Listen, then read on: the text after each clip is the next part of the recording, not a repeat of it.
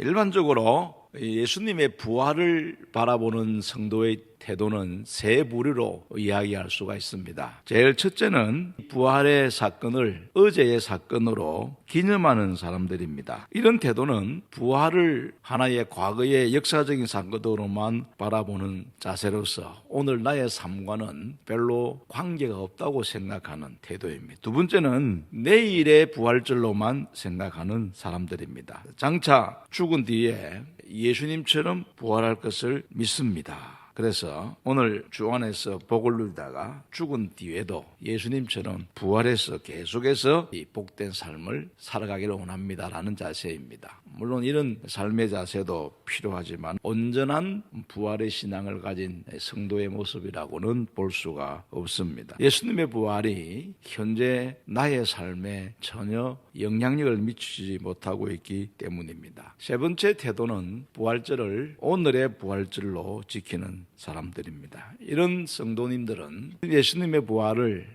역사적인 사건으로 받아들일 뿐만이 아니라 오늘날 나의 삶 속에서 예수님의 부활을 체험하고 부활의 증인으로 살아가는 삶을 의미합니다. 이런 성도들에게 부활절은 오늘의 부활절이 되는 것입니다. 우리 성도들은 이 부활을 바라보는 어떤 시각을 가져야 되겠는가라고 생각해 본다면은 당연히 세 번째의 자세일 것입니다. 오늘 본문의 말씀은 예수님께서 부활하신 이후 40일의 행적 가운데 부활한 첫날 저녁에 있었던 일들을 소개하고 있습니다. 오늘 본문을 살펴보면은 제일 먼저 우리에게 소개하는 것은 우리가 앞으로 예수님이 어떤 모습으로 부활하셨고 또 우리 성도들은 어떤 모습으로 부활할 것인가 우리들에게 잘 보여주고 있습니다. 예수님께서 체포할 때에 전부 다 도망갔던 사람들이 안식 후 첫날 저녁 부활의 저녁에 이렇게 함께 모였다라고 오늘 성경 말씀에 기록되어져 있습니다. 아마 이 사람들이 예수님의 부활에 대한 소식을 들었기 때문입니다. 그래서 제자들이 한 곳에 모였는데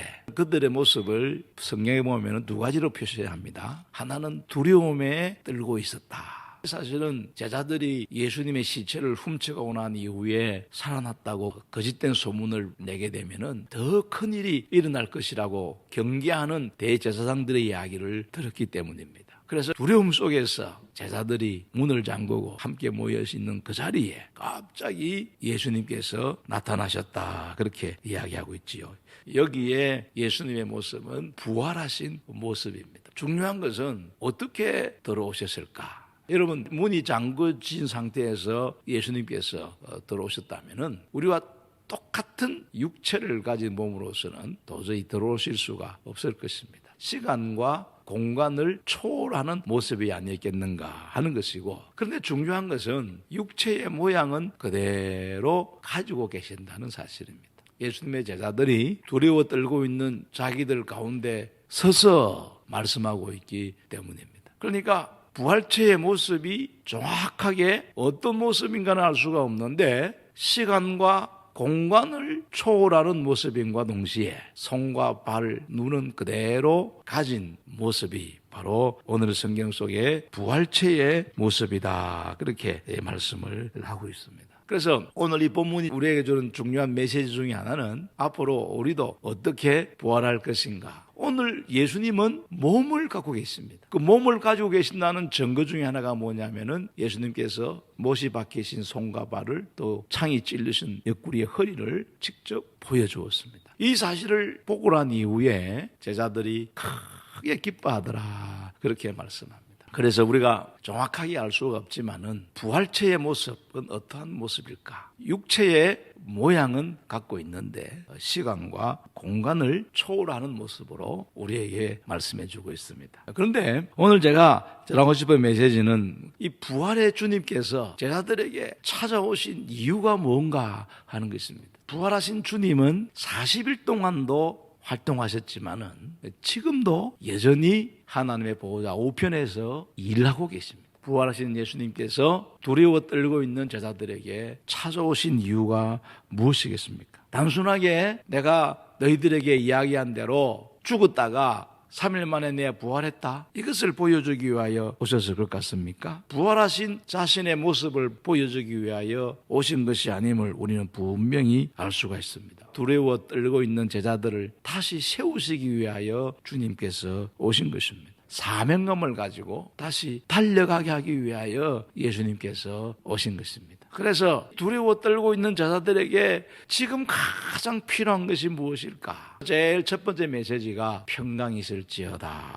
지금 두려워 떨고 있는 이 제자들에게 가장 필요한 것이 평강이라는 사실을 알았기 때문입니다. 제자들의 마음속에 근심과 두려움으로 가득 차 있을 때에 너희는 마음에 근심하지 말라, 하나님을 믿으니 또 나를 믿어라, 그렇게 말씀하셨고, 내가 너희들에게 평안을 주노라. 내가 주는 평안은 세상 것과 같지 아니하니까 두려워하지도 말고 근심하지도 말라, 그렇게 말씀하신 것입니다. 그런데 여기서 예수님께서 평강이 있을지어다 그렇게 말씀한 것은 너희들에게 평강의 복이 임하기를 바란다, 그런 뜻이 아닙니다. 이것은 명령이고 선포입니다. 오늘 우리에게도 평강이 필요합니다. 이 시대는 워낙 변화의 속도가 빠르기 때문에 불확실한 시대다, 그렇게 이야기하고 있습니다. 앞으로 세상이 어떻게 될지 그 어느 누구도 알 수가 없습니다. 우리의 미래가 너무나도 불안합니다. 부활하신 주님께서는 지금도 우리들에게 이 평강의 복을 주기를 원하고 계십니다. 예수 그리스도만이 우리에게 참된 평강을 줄 수 있는 분이십니다. 부활하신 주님은 지금도 우리들에게 이 평강의 복을 주기를 원하십니다. 그리고 우리에게 말씀하고 계십니다. 너희에게 평강이 있을지어다. 이 평강의 복이 이 부활절 아침에 회복되기를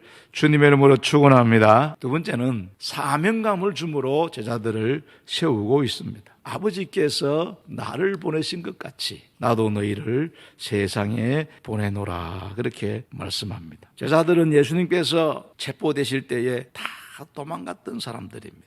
결정적인 순간에 예수님을 배반했던 사람들입니다. 여러분, 자기를 배반한 사람들을 어떻게 다시 제자로 삼을 수가 있겠습니까? 그런데 예수님께서 그들에게 평강을 선포하고 난 이후에 내가 너희를 세상에 보내노라, 그렇게 말씀합니다. 그런데 그 앞에 말이 무엇입니까?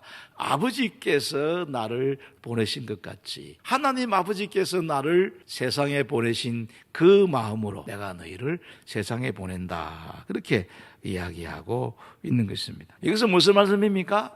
허물투성이지만은, 문제투성이지만은 그럼에도 불구하고 내가 너희들을 제자로 삼겠다, 그런 말씀인 것입니다. 부활하신 예수님께서 한번 실패한 제자들에게 찾아가셔서 위로하고 격려하고 다시 세우셨던 그 주님은 지금도 오늘 우리에게도 같이 말씀하십니다. 내가 너희를 세상에 보내노라. 부족한 것도 많고 허물된 것도 많고, 그럼에도 불구하고 예수님께서는 우리를 세상에 보내기를 원하고 계십니다.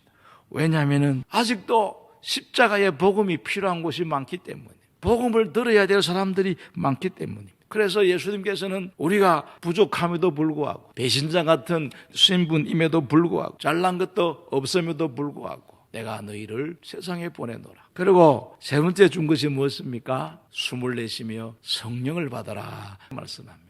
예수님께서는 평강을 회복하고 다시 세상에 나아가기 위해서는 성령님의 도움이 없이는, 성령님이 함께하지 아니하면 이 일은 불가능하기 때문입니다. 그래서 예수님께서 다락방 교훈을 하면서 특별히 강조한 것이 성령에 관한 부분입니다. 내가 가면은 너희들에게 성령을 보내겠다, 그렇게 말합니다. 이 성령의 이름 가운데 매력을 주는 이름이 하나 있습니다. 내가 가면은 너희들에게 또 다른 보혜사를 보내겠다. 이 보혜사라는 말은 가장 기본적으로 돕는 자라는 뜻입니다. 또 위로자, 격려자라는 말입니다. 또 때로는 변호인이라는 말입니다. 성령님은 능력의 하나님이시지만은 하나님께서 우리의 도움이 되시고, 하나님께서 우리의 돕는 자시고, 하나님께서 우리의 위로자시고, 하나님께서 당신의 변호인이 된다는 그런 말씀입니다. 그래서 우리가 성령님이라는 단어를 생각할 때는 자꾸만 이 능력으로만, 힘이 있는 분, 병을 치료하고 기적을 일으키고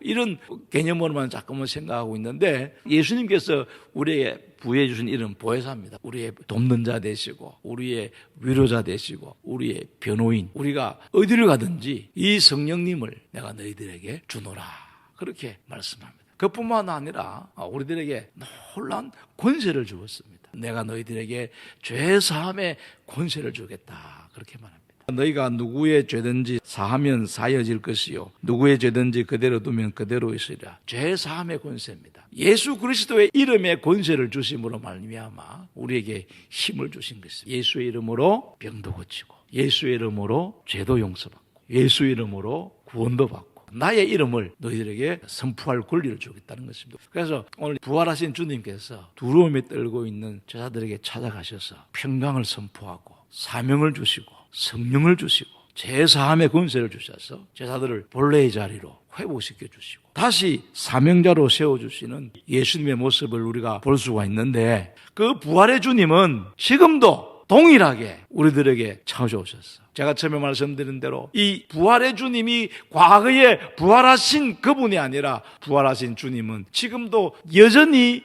일하고 계신다는 사실을 우리들에게 보여주고 있습니다. 이 부활절 아침에 과거의 부활절이 아니라 오늘의 부활절로 지키는 여러분 되기를 주님의 이름으로 축복합니다.